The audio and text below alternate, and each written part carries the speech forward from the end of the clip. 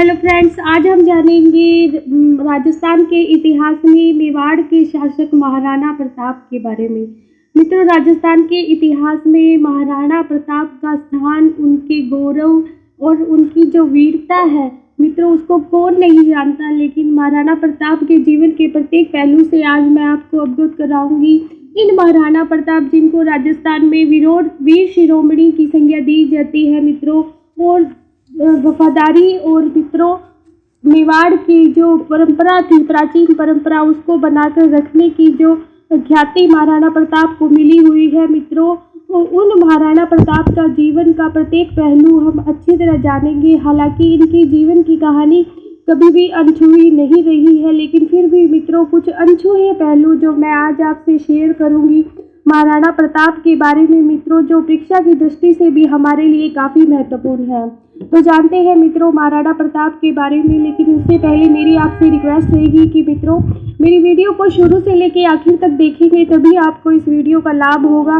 मित्रों, इस वीडियो में कुछ ऐसे फैक्ट हैं जो बहुत ही ज़्यादा महत्वपूर्ण हैं परीक्षा की दृष्टि से हमारे लिए, और मेरी वीडियो के अलावा आपको कहीं भी ये फैक्ट और मित्रों इतना ये जो मैटर महाराणा प्रताप के बारे में आपको बताऊं कहीं भी नहीं मिलेगा।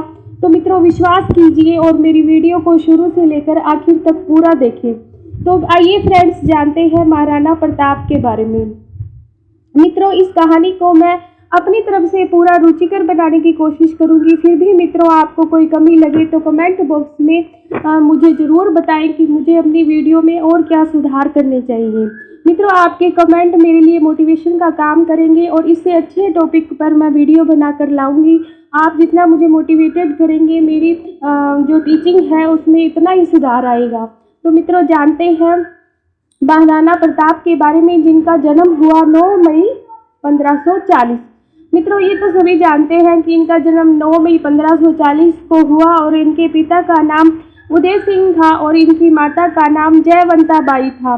मित्रों ये जयवंता बाई जो थी वो पाली के अखीराज सोनगरा चौहान की पुत्री थी, और मित्रों महाराणा प्रताप की माता थी। फरवरी 1572 में अपने पिता के देहांत के बाद एक असमंजस की स्थिति उत्पन्न हो गई।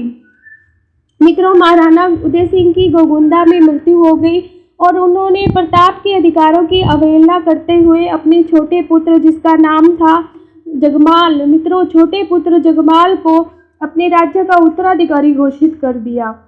मित्रों मेवाड़ के सामंत इस बात से बहुत आश्चर्यचकित थे कि आखिर इसके पीछे क्या कारण है कि उन्होंने महाराणा प्रताप के अधिकारों की अवहेलना कर और जगमाल को उत्तराधिकारी घोषित किया। तो मित्रों इसके पीछे एक कारण था रानी भटियानी। उदय सिंह की रानी भटियानी उदय सिंह को सर्वाधिक प्रिय थी, और रानी भटियानी के कहने पर ही उन्होंने भटियानी रानी के पुत्र जगमाल को अपने राज्य का उत्तराधिकारी घोषित कर दिया। लेकिन मित्रों केवल उत्तराधिकार घोषित हो जाने से उत्तराधिकार प्राप्त करने की योग्यता नहीं आती। उसे प्राप्त करने के लिए मित्रों कड़ी मेहनत और योग्यता की आवश्यकता होती है, और ये सभी योग्यताएं थी हमारे वीर शिरोमणि महाराणा प्रताप। मित्रों महाराणा प्रताप जो थे वो भलीभांति जानते थे कि जगमाल जो है इस रिस्पॉन्सिबिलिटी को नहीं संभाल पाएगा। महाराणा प्रताप के साथ साथ जो मेवाड़ के सामंत थे वो भी इस बात से भलीभांति परिचित थे। मित्रों इसके साथ साथ महाराणा प्रताप के नाना अखीराज भी जानते थे कि जगमाल इस उपलब्धि को संभाल नहीं पाएगा। साथ साथ ग्वालियर के शासक राम सिंह भी इस बात से परिचित थे। मित्रों ये सभी जो थे मेवाड़ के शुभ चिंतक थे और नहीं चाहते थे कि जगमाल मेवाड़ की गद्दी को संभाले। इसीलिए मित्रों उदय सिंह के दाह संस्कार से आने के बाद उन्होंने ग्वालियर के रामशाह तंवर और मित्रों अखीराज सोनगरा ने इस बात का विरोध किया कि मेवाड़ का जो उत्तराधिकारी है या मेवाड़ का शासक जगमाल को बनाया जाए। मित्रों वो इस बात से बिल्कुल भी प्रसन्न नहीं थे और उन्होंने इस बात का विरोध किया, और मित्रों वस्तुतः उनका जो विरोध था वो सफल हुआ, और मेवाड़ की गद्दी पर शासक के रूप में महाराणा उदय सिंह के ज्येष्ठ पुत्र महाराणा प्रताप को बिठाया गया, जो मित्रों हर तरह से योग्य थे। एक शासक के रूप में, एक सैनिक के रूप में, मेवाड़ के प्रशासक के रूप में हर तरह से इस गद्दी को संभालने के योग्य थे और ऐसे थे हमारे महाराणा प्रताप। इनको मित्रों गद्दी पर, मेवाड़ की गद्दी पर बिठाया गया और सर्वसम्मति से इन्हें मेवाड़ का शासक जो है वो स्वीकार किया गया। मित्रों हालांकि महाराणा प्रताप का जो राज तिलक है वो गोगुंदा में हुआ, लेकिन उनका जो राज तिलक समारोह जो है मित्रों वो कुंभलगढ़ में मनाया गया। मित्रों उदय सिंह की दातरिया से लौटते ही 28 फरवरी 1572 ईस्वी को सामंत सरदारों की सहमति से प्रताप को गद्दी पर बिठाया गया और इससे क्रुद्ध होकर जगमाल जो था महाराणा प्रताप का छोटा भाई क्रुद्ध होकर अकबर की शरण में चला गया। अजमेर के सूबेदार के प्रयत्नों से उसे अकबर ने पहले जहाजपुर मित्रों जो भीलवाड़ा में पड़ता है इसकी जागीर दी। उसके बाद मित्रों सिरोही का आधा राज्य भी उसने अकबर ने जगमाल को प्रदान किया, परंतु दुर्भाग्य ने अभी भी जगमाल का पीछा नहीं छोड़ा था और अक्टूबर 1583 मित्रों अक्टूबर 1583 में एक युद्ध होता है जिसका नाम था दत्तानी का युद्ध और इस युद्ध में जगमाल जो है वो मारा जाता है। यहाँ तक थी मित्रों जगमाल की कहानी। अब जानते हैं मित्रों महाराणा प्रताप के राजनीतिक जीवन के बारे में। मित्रों जब महाराणा प्रताप को मेवाड़ की राजगद्दी मिली तो मेवाड़ की जो स्थिति थी वो बहुत ही दयनीय थी।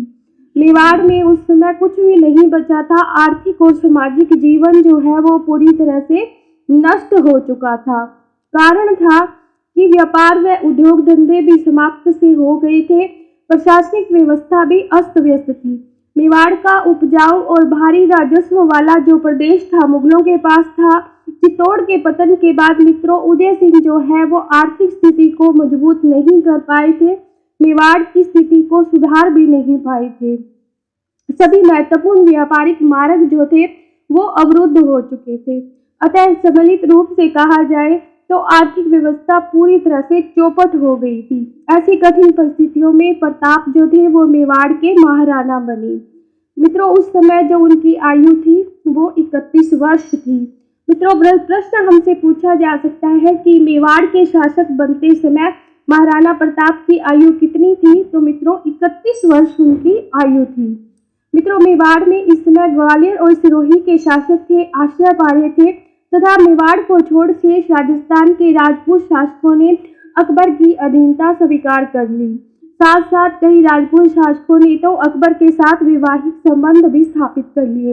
इन परिस्थितियों में मित्रों मुगलों से मेवाड़ का जो संघर्ष था वो अवश्य भावी हो गया था।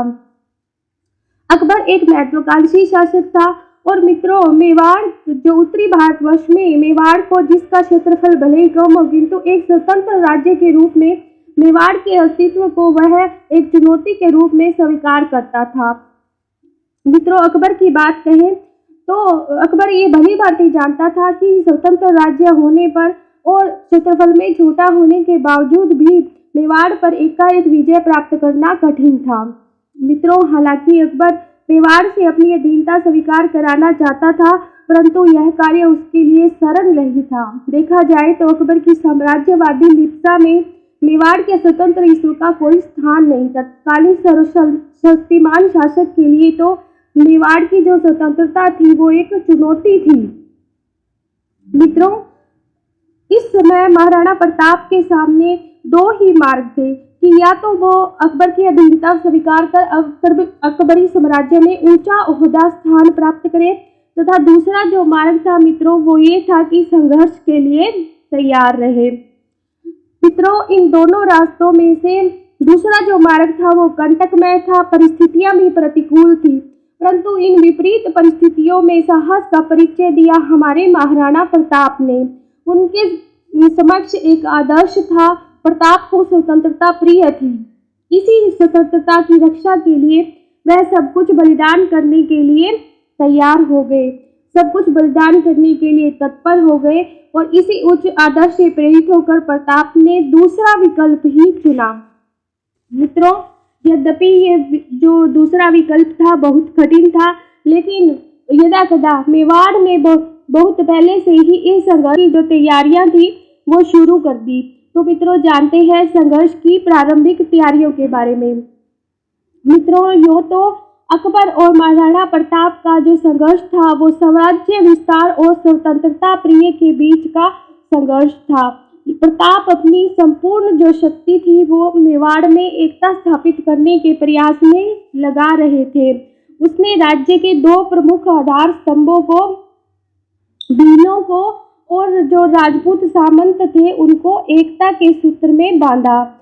मित्रों, महाराणा प्रताप, डॉक्टर गोपीनाथ शर्मा के अनुसार महाराणा प्रताप ऐसे प्रथम शासक थे जिन्होंने भीलों के महत्व को समझा। मतलब मित्रों, भील जो थी, भीलों को राजस्थान की एक आदिवासी जनजाति माना जाता है और इन्हीं भीलों के महत्व को समझते हुए महाराणा प्रताप ने भीलों को बड़ी संख्या में अपनी सेना में स्थान दिया और भील राजपूत जो संगठन था, भील राजपूत शासन व्यवस्था की नींव डाली।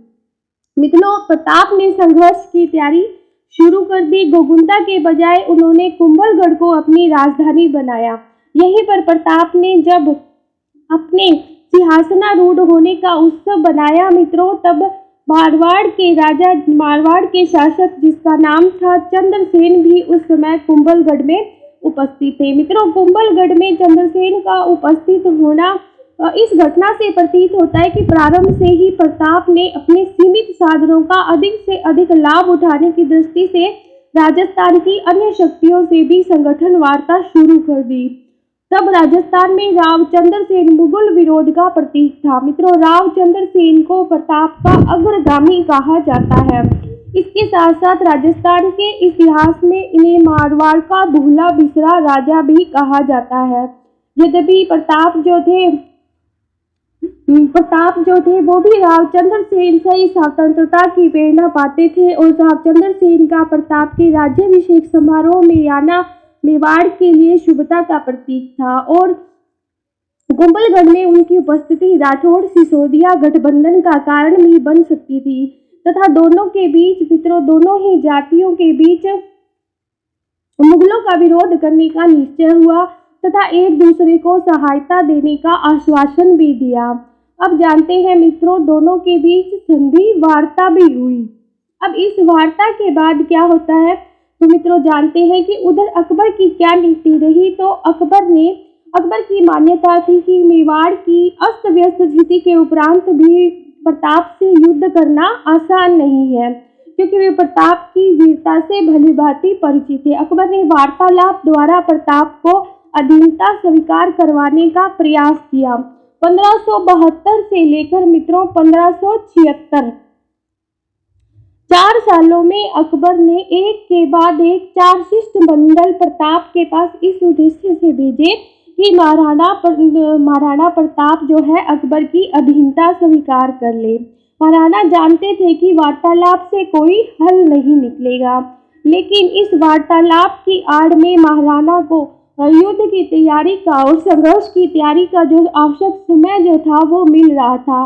अतः बातचीत के द्वार उन्होंने अपनी ओर से बंद नहीं किए। वास्तव में अपने व्यवहार से महान कूटनीतिज्ञ होने का प्रताप ने परिचय दिया। अकबर ने प्रताप से संधि कर अधीनता स्वीकार करने हेतु निम्न यानी कि 4 प्रकार के जो शिष्टमंडल भेजे मित्रों, उनके बारे में जानते हैं। तो पहला जो शिष्टमंडल भेजा वो भेजा अगस्त 1572 में और सबसे पहले अपने दरबारी जिसका नाम था जलाल खां कोची। तो मित्रों ये शिष्टमंडल हमारे लिए इम्पोर्टेंट है और जलाल खां कोची का नाम जो है इस शिष्टमंडल में पहले आता है, सबसे पहले आता है। मित्रों इसकी एक शिष्टमंडल की आपको एक ट्रिक बताना चाहती हूँ, आप कभी नहीं भूलोगे। तो मित्रों जमा भट्टा, मित्रों ये जमा भट्टा जो है इन 4 शिष्टमंडल जो भेजे गए उनके नाम है। तो इसमें पहला जो शिष्टमंडल था जलाल खां कोची के नेतृत्व में भेजा गया, जो जिसका नाम ज से शुरू होता है। हमारी जो ट्रिक है उसमें पहला नाम क्या है, ज है। तो जलाल खां कोची जो थे वो अकबर के वाकपटु और बुद्धिमान दरबारी थे। प्रताप ने उनका स्वागत किया, परंतु उसे असफल ही लौटना पड़ा, क्योंकि वो प्रताप को अपनी बातों में या अपनी बातों से प्रताप को समझा नहीं पाए। इसके अपने प्रथम प्रयास के अनुकूल परिणाम न देख अकबर ने इस कार्य के लिए राजस्थानी सामंतों में से किसी को भेजने की सोची। इस नीति के पीछे अकबर का दोहरा उद्देश्य हो सकता था। क्या उद्देश्य हो सकता था? तो उसका मानना था कि राजपूत सरदार और महाराणा प्रताप सजातीय होने से उनमें घनिष्ठता की भावना हो और बातचीत दोनों में संभव हो सकती थी। वार्ता असफल हो जाने पर जो सामंत थे, राजपूत सामंत जो थे, वो प्रताप के विरोधी भावना से उसके साथ संघर्ष करने के लिए तैयार हो जाएंगे। राजपूतों में राजपूतों के प्रति ही विरोध की भावना प्रज्वलित हो जाएगी, जिसकी अकबर को सख्त जरूरत थी। इसलिए गुजरात विजय के पश्चात मानसिंह को मेवाड़ में भेजा, किंतु उसके असफल लौट आने पर अकबर ने 1573 में अपना तीसरा शिष्टमंडल, जिसका नाम था राजा भगवंत दास को, महाराणा प्रताप के पास भेजा। लेकिन भगवंत दास भी महाराणा प्रताप को समझाने में असफल रहे। इसके कुछ समय पश्चात अकबर ने एक प्रयास और किया और अपने वित्त मंत्री टोडरमल, मित्रों टोडरमल का नाम भी हम जब अकबर का इतिहास पढ़ते हैं तो विशेष रूप से लिया जाता है। दहसाला प्रथा, भू राजस्व की दहसाला प्रथा इनके द्वारा शुरू की गई और राजा टोडरमल को महाराणा के पास भेजा जाता है बातचीत के लिए। लेकिन टोडरमल भी अपने उद्देश्य में सफल नहीं हो पाते और वार्तालाप से महाराणा प्रताप को अकबर की अधीनता स्वीकार कराने में सफल नहीं हो पाते। तो अब क्या है, वो अपना अकबर जो है अपना शक्ति प्रदर्शन के माध्यम से महाराणा प्रताप को अपने अधीन करने का प्रयास करता है और इसके लिए वो अपनी सेना में सेनानायक के रूप में मानसिंह की नियुक्ति करता है। क्योंकि मित्रों अकबर जो था अपनी इन नीतियों के द्वारा राजपूतों का शत्रु बनाना चाहता था और राजपूतों के अंदर राजपूतों के प्रति विरोध की भावना जगाकर उसका अपने साम्राज्य विस्तार की नीति में लाभ उठाना चाहता था। मित्रों अकबर की इन नीतियों के कारण ही महाराणा प्रताप के प्रति मानसिंह के मन में विरोध की भावना जागृत हुई और अकबर से ज्यादा जो मानसिंह था वो महाराणा प्रताप से युद्ध करने के लिए तत्पर हुआ।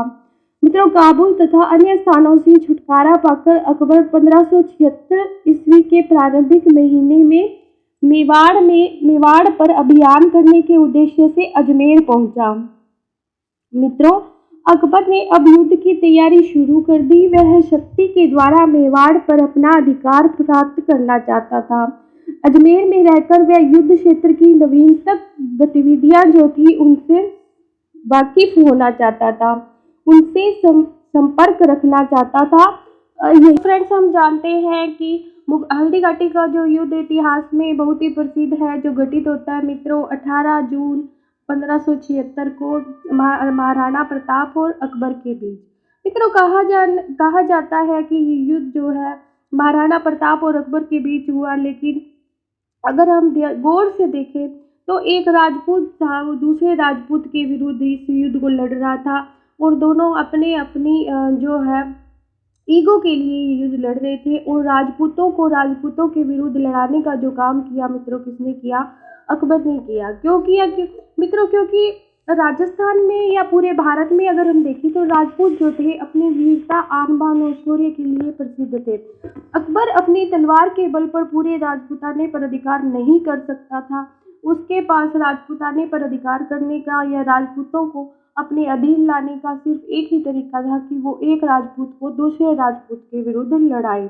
तो मित्रों यही अकबर ने हल्दी घाटी के युद्ध से पहले अकबर ने इसी नीति का पालन किया। जैसा कि मैंने आपको बताया मित्रों, अकबर ने 4 शिष्टमंडल भेजे महाराणा प्रताप को अपने अधीन करने के लिए, लेकिन वह चारों ही असफल रहे क्योंकि महाराणा प्रताप जो थे वो अच्छी तरह जानते थे कि अकबर की जो नीति है, अकबर जो चाहता है उसका हल बातचीत से नहीं निकल सकता, बल्कि इसका जो हल है वो युद्ध भूमि में ही निकलेगा। काफ़ी हद तक मित्रों अकबर भी ये बात जानता था, फिर भी अपने शिष्टमंडल में उसने राजपूतों को भी भेजा ताकि राजपूत जो है वो महाराणा प्रताप के विरुद्ध हो जाए, जो कि महाराणा प्रताप भी राजपूत है, और राजपूत के विरुद्ध अगर एक राजपूत के विरुद्ध अगर दूसरे राजपूत के विरोध की भावना अगर भड़क उठी, तो ये एक दूसरे के विरुद्ध तलवार उठाने में हिचकेंगे नहीं। मित्रों, अकबर की इसी जो नीति थी उसका परिणाम ये निकला कि मानसिंह, जो शुरू से ही अकबर की अधीनता स्वीकार कर चुका था और जिसने अकबर के साथ वैवाहिक संबंध भी स्थापित किए, मित्रों, ये मानसिंह जो है अकबर की इस फूट डालो राज करो नीति का शिकार हो गया। मित्रों, फूट डालो राज करो नीति जो है हमारे देश में आने वाले हर बाहरी विदेशी जो शासक था उसने अपनाई, यहाँ तक कि अंग्रेजों ने भी भारत में 200 साल तक शासन किया, तो इसी नीति पर किया, फूट डालो राज करो। तो मित्रों, आज हम जानते हैं कि हल्दी घाटी के युद्ध से पहले अकबर द्वारा क्या क्या नीतियाँ अपनाई गई, हल्दी घाटी के युद्ध की दोनों पक्षों की तरफ से क्या क्या तैयारियां की गई, और इस युद्ध को लेकर महाराणा प्रताप और अकबर की क्या रणनीति रही। मित्रों, काबुल व अन्य स्थानों से छुटकारा पाकर अकबर जो है 1576 ईस्वी के प्रारंभिक महीनों में मेवाड़ अभियान प्रारंभ करने के उद्देश्य से कहाँ पहुंचा? अजमेर, क्योंकि वह शुरू से ही मित्रों मेवाड़ पर अधिकार करना चाहता था और यहाँ अजमेर में रहकर वह युद्ध क्षेत्र की जो नवीनतम गतिविधियां थी उनसे संपर्क रख सकता था, इसलिए उसने अजमेर को चुना। यही उसने मित्रों 3 अप्रैल 1576 को मानसिंह के नेतृत्व में मुगल अभियान प्रारंभ करने की घोषणा की। अब मित्रों, देखने वाली बात यह है कि ये जो अकबर है वो अजमेर से यह घोषणा क्यों करता है कि मानसिंह द्वारा इस मुगल अभियान, जो मानसिंह द्वारा मेवाड़ का जो है अभियान शुरू किया जाएगा और उसका नेतृत्व किया जाएगा। मित्रों, इसके पीछे इतिहासकार जिनका नाम है J.M. शेलेट। मित्रों, शेलेट कहते हैं कि अकबर की ये जो नीति थी उसका कारण ये था कि अकबर जो है वो मानसिंह को महाराणा प्रताप के विरुद्ध खड़ा करना चाहता था, और मानसिंह को नेतृत्व देना अपने आप में अकबर का मानसिंह को नेतृत्व देना अपने आप में एक महत्वपूर्ण घटना है। कैसे? हेमू को छोड़कर यह पहला अवसर था जब मुस्लिम सेना का नेतृत्व जो है किसी हिंदू को दिया गया, यानी कि एक मुसलमान जो जितने भी लोग थे अकबर की सेना में उन सब का नेतृत्व कौन कर रहा था? एक हिंदू शासक कर रहा था। एक हिंदू शासक जब मुसलमानों का नेतृत्व करेगा तो मुस्लिम जो सामंत हैं अकबर के वो इसका विरोध करेंगे, ये बात संभावित थी, होनी ही थी। स्वयं अकबर भी विरोध से परिचित था कि उसके जो मुस्लिम सामंत थे वो इस बात का विरोध करेंगे कि एक हिंदू व्यक्ति जो है उनका नेतृत्व कैसे कर सकता है। मित्रों, इसीलिए अकबर ने क्या किया कि मानसिंह की जो नियुक्ति की घोषणा थी वो आगरा से न कर कहाँ की? अजमेर से की। मित्रों, इतिहासकार बदायूनी, मित्रों ये बदायूनी जो है हल्दी घाटी के युद्ध का आंखों देखा हाल बताता है। आंखों देखी इसने सभी बातें जो है अपनी पुस्तक में लिखी। बदायूनी कहता है कि नकीब खां जो अकबर के दरबार का मुस्लिम सामंत था इस युद्ध में सम्मिलित होना चाहता था, परंतु हिंदू के हाथ में नेतृत्व होने के कारण उसने इसमें सम्मिलित होना उचित नहीं समझा, क्योंकि मुगल सरदार क्या चाहते थे कि उनका नेतृत्व भी एक मुस्लिम व्यक्ति ही करे, वो किसी हिंदू के अधीन रहकर सेना में नहीं युद्ध लड़ना चाहते थे। मुगल वंशधारों के अतिरिक्त मानसिंह की नियुक्ति के पीछे अकबर के कुछ निश्चित उद्देश्य भी थे। ऐसा प्रतीत होता है कि उसका मुख्य उद्देश्य जो था वो राजपूतों में प्रताप के विरुद्ध लड़ने की अनिच्छा को समाप्त करना था। मित्रों, इस युद्ध से पहले राजपूताना के जितने भी राजपूत थे वो एक दूसरे के विरुद्ध युद्ध नहीं लड़ना चाहते थे। किसी न किसी कारण से वो एक दूसरे के विरुद्ध तलवार उठाने में हिचकते थे, और अकबर जो था राजपूतों में प्रताप के विरुद्ध लड़ने की अगर इच्छा जगाना चाहता था तो राजपूतों की ये जो भावना थी एक दूसरे के विरुद्ध तलवार ना उठाने की, वो उसे समाप्त करना चाहता था। इसीलिए उसने मानसिंह को महाराणा प्रताप के विरुद्ध सेना का नेतृत्व करने के लिए खड़ा किया। अकबर का ये भी मानना था कि मानसिंह के नेतृत्व में मुगल सेनाएं होने के कारण प्रताप पहाड़ों की सहायता न लेकर खुले मैदान में लड़ेगा, जिससे क्या है कि मुगल सेना की जो कठिनाइयां हैं वो कम हो जाएगी। लेकिन आमेर के शासक क्यों मित्रों वो ऐसा क्यों जानता था कि अगर अकबर की सेना युद्ध लड़ेगी मानसिंह के नेतृत्व में तो प्रताप खुले मैदान में युद्ध लड़ेगा, क्योंकि आमेर के जो शासक थे वो कुछ समय पहले तक मेवाड़ के अधीन थे और मानसिंह जो था वो इसी आमेर के शासकों के वंश से था और ऐसे व्यक्ति के नेतृत्व में मेवाड़ के विरुद्ध अगर कोई सेना आती है तो उसका मुकाबला करने के लिए प्रताप क्या करेंगे, पहाड़ों की बजाय उसके सामने आकर खुले मैदान में युद्ध लड़ेंगे। लेकिन अकबर का ये जो विचार था मित्रों बिल्कुल गलत था, क्योंकि तो अकबर ने यह सोचा कि प्रताप की यह सोच होगी कि वह मुगलों को युद्ध करने के लिए खुले मैदान में आएगा। लेकिन ये सोच उसकी बिल्कुल गलत थी। क्यों गलत थी? क्योंकि मित्रों प्रताप जो थे इस हल्दी घाटी के युद्ध में गुरिल्ला युद्ध पद्धति से युद्ध लड़ते हैं। कारण क्या था कि प्रताप की जो सेना थी उसकी संख्या जो थी बहुत कम थी, जो खुले मैदान में आकर एकदम से मुगलों की सेना का सामना नहीं कर सकती थी। प्रताप को अपने सैनिकों को बचाना था और सीमित संसाधनों के साथ इस युद्ध में जीत हासिल करनी थी। इसलिए प्रताप ने बिल्कुल अकबर के जो विचार थे उसके विपरीत जाकर इस युद्ध को लड़ा। मित्रों प्रताप को मानसिंह के नेतृत्व में आने वाली जब मुगल सेना के बारे में समाचार मिला तो प्रताप ने भी क्या सोचा, एक बार के लिए उसने सोचा कि वह मांडलगढ़ मित्रों ये भीलवाड़ा जिले में है और मांडलगढ़ जाकर वह सामना करेगा मानसिंह के नेतृत्व में आने वाली मुगल सेना का। लेकिन प्रताप के जो सामंत थे वो जानते थे कि उनके पास सीमित साधन है। उन्होंने प्रताप के इस निर्णय का विरोध किया तो प्रताप को यह विचार छोड़ना पड़ा। उधर जो मानसिंह था वो भी मित्रों अजमेर से रवाना होकर मांडलगढ़ पहुंचा और इस मांडलगढ़ में वो 2 माह तक रुकता है। मित्रों अब प्रश्न ये उठता है कि मानसिंह अपनी सेना लेकर 2 माह तक मांडलगढ़ में क्यों रुका, इतने लंबे समय तक वहाँ क्यों रुका? तो इसके पीछे मित्रों 2 कारण थे। ये उसकी युद्ध की रणनीति थी। उसकी युद्ध की रणनीति में शामिल 2 ऐसे पॉइंट थे जिनके आधार पर वो इस युद्ध को जीतना चाहता था। पहला जो उसका कारण था वो था अपने रसद माल को सुरक्षित रखना। सेना के लिए जो भी उसके पास रसद माल था मांडलगढ़ में रहकर वो उस रसद माल को सुरक्षित रख सकता था। दूसरा ये था कि वह प्रताप के धैर्य को समाप्त करना चाहता था। तो ये 2 कारण थे जो प्रताप के जो पक्ष को कमजोर बना सकते थे और युद्ध जो है वो मुगलों के पक्ष में जा सकता था। इसलिए उसने ये दो विचार बनाए इस युद्ध में जीत हासिल करने के लिए। लेकिन मांडलगढ़ से रवाना होकर 2 महीने बाद जब बनास नदी के किनारे मोलेला नामक मित्रों ये मोलेला जो स्थान है वो राजसमंद जिले में पड़ता है। और मित्रों मोलेला जो स्थान है टेराकोटा के लिए प्रसिद्ध है। टेराकोटा की मूर्तियाँ और अन्य जो सामान बनाया जाता है इस मोलेला गांव में बहुत प्रसिद्धि से बनाया जाता है और ये मोलेला गांव राजसमंद जिले में है।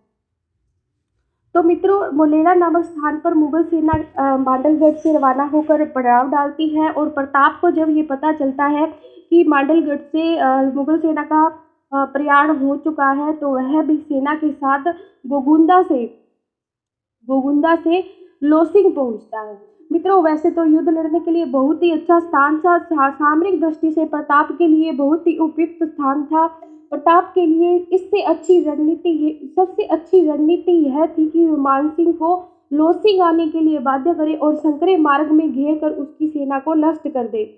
किंतु राजपूतों को अभी तक छापामार युद्ध पद्धति का पूरी तरह ज्ञान नहीं था और राजपूत सरदार क्या थे वो यही जानते थे कि शत्रु सेना पर कैसे टूट पड़ता है। इसलिए प्रताप इस दुर्गम मार्ग से थोड़े आगे बढ़ गए। मित्रों फिर क्या करते हैं, प्रताप अपनी सेना को व्यवस्थित करते हैं। कैसे करते हैं? अपनी सेना का विभाजन करते हैं।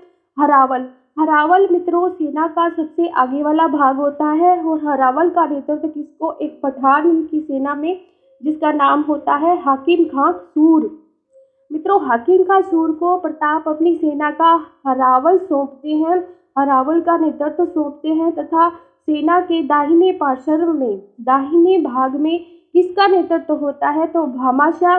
मित्रों ये भामाशाह वही होते हैं जो संकटकालीन परिस्थितियों में प्रताप की 20,000 मुद्राएं सोने की मुद्राएं देकर उनकी सहायता करते हैं। दाहिने पार्श्व में भामाशाह तथा उसका भाई ताराचंद और ग्वालियर के शासक रामशाह को उसके पुत्रों सहित तैनात करते हैं।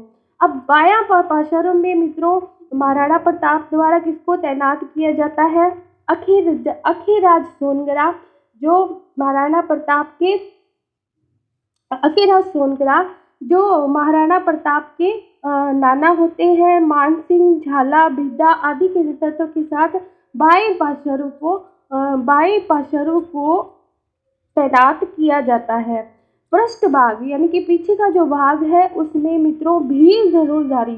मित्रों शुरू में आपको बताया कि सेना को संगठित करने के लिए या अपने शासन को सुसंगठित करने के लिए महाराणा प्रताप ने भीलों की सहायता ली। तो सेना के पृष्ठभाग में भील धनुर्धारी और केंद्र में मित्रों प्रताप जो है वो खुद अपनी सेना का नेतृत्व करते हैं। मित्रों चंदावल ये सेना के पीछे का भाग जिसको चंदावल कहा जाता है, इसमें चंदावल वाले भाग में अपने साथियों सहित पानरवा का राणा पुंजा। मित्रों ये राणा पुंजा जो है वो सेना के चंदावल भाग का नेतृत्व करता है।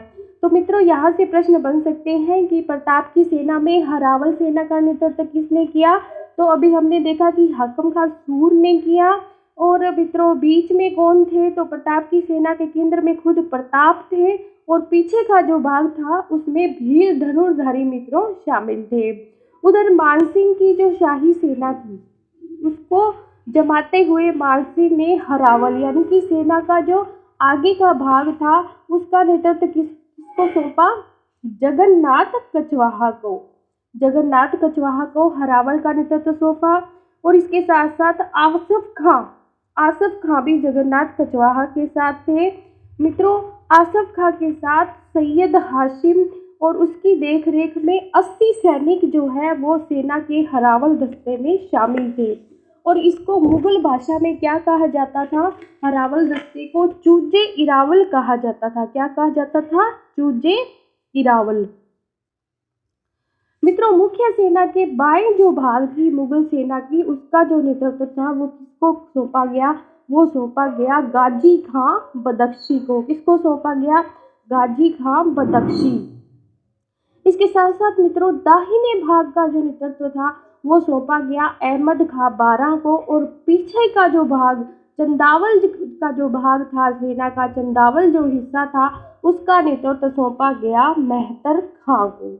तो मित्रों इस तरह जो है मुगल सेना को मानसिंह द्वारा व्यवस्थित किया गया। और इस मुगल सेना के केंद्र में कौन था, तो जैसे राजपूत सेना के केंद्र में प्रताप थे, यहाँ जो केंद्र में कौन था, यहाँ था मानसिंह जो मुगल सेना का नेतृत्व कर रहा था। अब मित्रों इस अलग अलग इतिहासकारों की बात जाने तो ख्यात जो है राजस्थानी ख्यातों में आए वर्णन के अनुसार मानसिंह के अधीन जो मुगल सेना थी उसमें 80,000 सैनिक थे। कितने थे, 80,000 सैनिक थे।